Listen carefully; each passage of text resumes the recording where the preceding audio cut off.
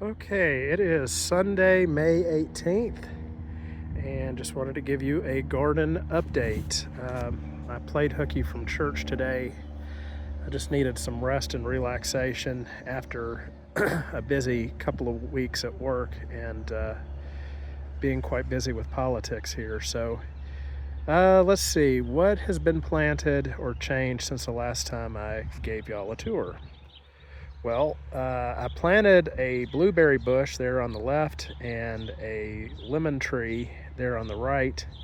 It's kind of memorials for Castro and Snowflake, the two dogs that I've lost here while I've lived in this house. The dogs are not in the yard. They were both cremated. Don't worry about digging up dog bones. So both plants are going to require some extra care. These are going to be challenging plants, but I am going to do the best I can. The blueberry on the left needs acidic soil. I tested my soil with a pH meter and it's about 7. That is neutral, not acidic. So I worked in some prilled sulfur into the ground and have been watering it with dilute vinegar, which are both known ways to try to improve the soil. The vinegar is temporary, the sulfur is a little more permanent. Ways to acidify the soil. You can see, if you look at the blueberry plant, there are a few leaves there that are a little on the yellow side. That is a sign of nutrient deficiency, and definitely we got to work on that because that's a sign of the soil not being the right pH. Blueberries, even if you have all the fertilizer in the world, they're not going to absorb it unless the soil pH is correct. So that's something I've got to work on. I'm confident that I can get it resolved. As I said, the vinegar once a week, I think it's about like a few teaspoons mixed with a gallon of water, should help to temporarily stabilize the situation, and then the sulfur will take a while, but it'll do the thing.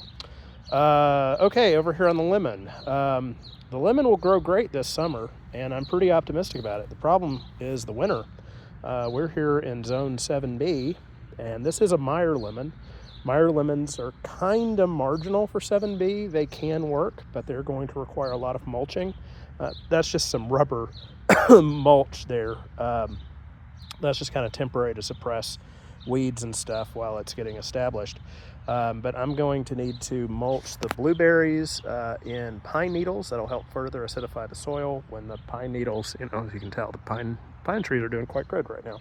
But when those fall off the trees, I'll put them on the blueberries. And later in the summer or before the winter starts, I will properly mulch the lemon. That'll help to keep the roots over here warm during the winter, help keep the plant alive. For the blueberries, I put a bunch of boards into the ground to kind of act as a buffer to keep me from smacking the plant with the lawnmower.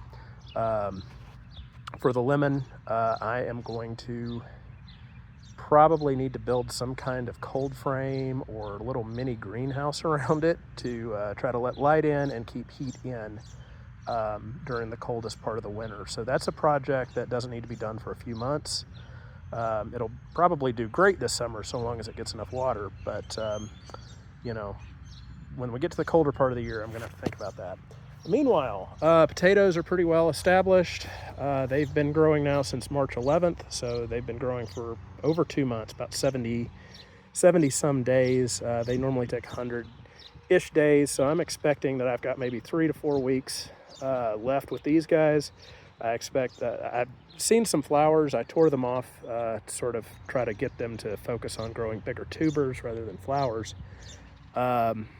But I wouldn't be surprised if in another month these have all turned brown and died. And then after a week or two of letting them sit in the soil after the plants die, I will dig up the potatoes. And so probably mid-June when we're looking at that. Other parts of the garden. The onions are also from about mid-March. And actually, I think the potatoes were like March 15th, but the onions were about about the same time, mid-March. I am starting to get some little zucchinis. So if you look at that flower there, I'm starting to look a little suspicious there. Over here on this other zucchini plant, there's very clearly something like a zucchini growing right here on the flower. And these plants are just so incredibly large. I need a banana for scale or something. Here is my foot. I wear size 12. Each one of these leaves is about the size of my foot. So this is a plant that is easily overgrowing a 2x2 plot. The tomatoes are starting to put up flowers.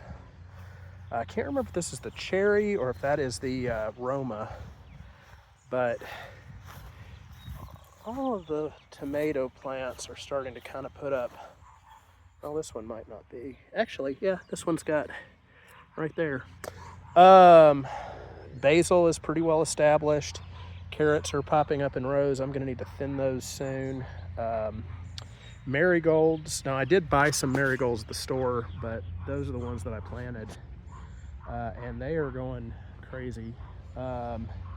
Beans and peas are going crazy. They are flowering. I don't know if we've got any beans on these plants, but I know on the other ones, I'll show you in a minute, I've got beans already coming up. Cucumbers have been struggling. These are the pickle bush. They are actually starting to finally grow properly. The market moors, I did something stupid. I left the kind of the wrapping on their peat pellets when I planted them, so they never were able to grow their roots properly. I've got some more seedlings on the way though that I planted recently. They're in the process of hardening up on the front porch. Peppers are finally starting to really grow. So we've got, 3 plants really. They're supposed to have a 2x2, but I kind of fit some in the middle because I had extra seedlings. This basil here is almost getting covered up by this bean plant, so I'm gonna have to police those a little bit. Cilantro is doing quite well. Spinach is actually starting to bolt. I need to probably fish or cut bait on those because they're gonna turn nasty if I let them bolt. I'm just now noticing this broccoli plant has had a visitor, probably some kind of caterpillar or something, that one too, so I gotta watch out for critters. These bean plants though have definitely been putting up beans because I know that because I've been eating them. There's one right here. By eating them, I mean I've seen 1 or 2 at a time and just snacked on them. This lettuce, so there's 2 young lettuces here. There's 2 mature lettuces. These are both romaines. I need to harvest those heads because those are ready to go, and it's getting a little too warm for them. More carrots. These are older carrots. They are definitely looking mature, as well as another row kind of interstitial. The broccoli, in addition to having a critter munch on it, I have yet to really see I guess this is the beginnings of the broccoli head, where you see the kind of the curliness going on. I may need to spray some neem oil or something on those. More marigolds there. Marigold. The strawberry plants are doing excellent. They've at least doubled in size since I put them in this box. The onions are also doing quite well. And I've had quite a few strawberries. I've mostly thrown them to the birds because they've been a little overripe and I didn't want to try to eat them. But the birds don't care. So I've got 2 watermelon plants there and there that are starting to look kind of healthy. I planted a bunch of watermelon seeds along this fence. Those were the only 2 that popped up after a couple of weeks, and so I was like, well, I'll just start again everywhere else. I guess the other ones didn't come up, but let me talk about this. So, when I initially planted along the fence, I put some weed and grass killer down and dug around a little bit, but didn't really do a proper job of turning over the soil, loosening it up, preparing the soil like I should have. So that has been this project over here where the blankets are. I have already dug it up with a shovel, broken it up with a mattock, hoed it with a hoe. I guess that's what you do with a hoe. Cultivated it, raked it, torn out all you can see all the grass. That's not all of them. That's actually just a few that I haven't thrown in the trash. But grass roots that I tore out. So this is all, at this point, this is just dirt. Just more or less bare dirt. I'm keeping the blankets on them until I plant, just to keep weeds from getting in there. But eventually this is going to be where the blankets are, will probably be pumpkins.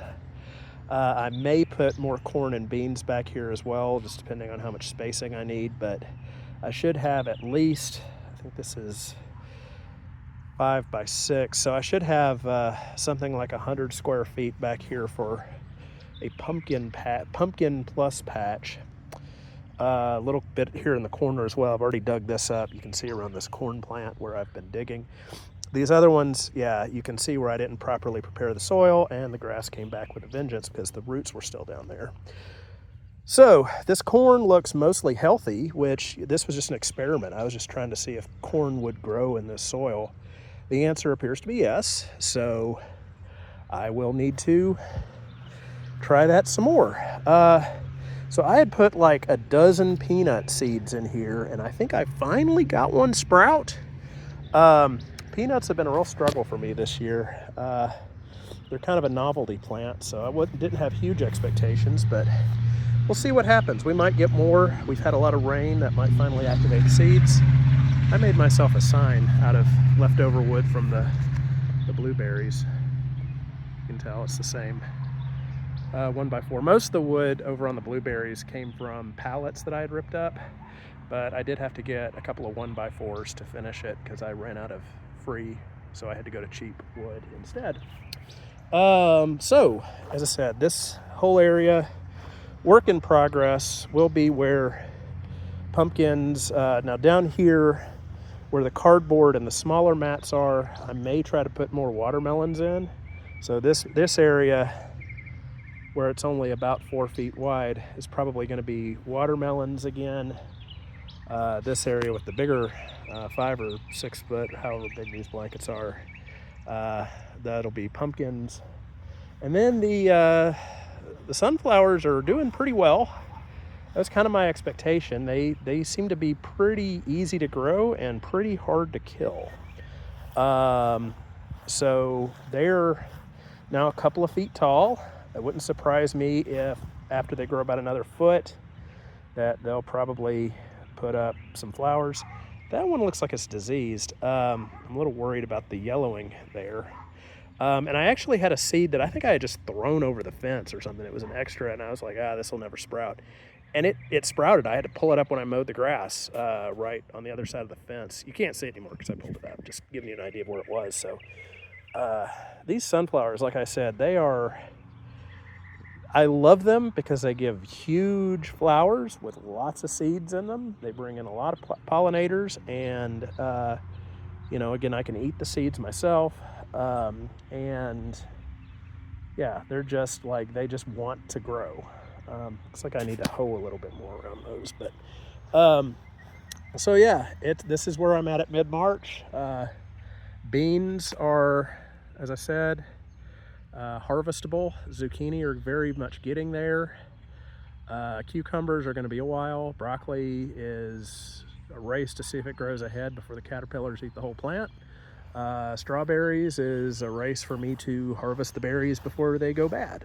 And the lettuce. Yeah, it's time for me to cycle the lettuce.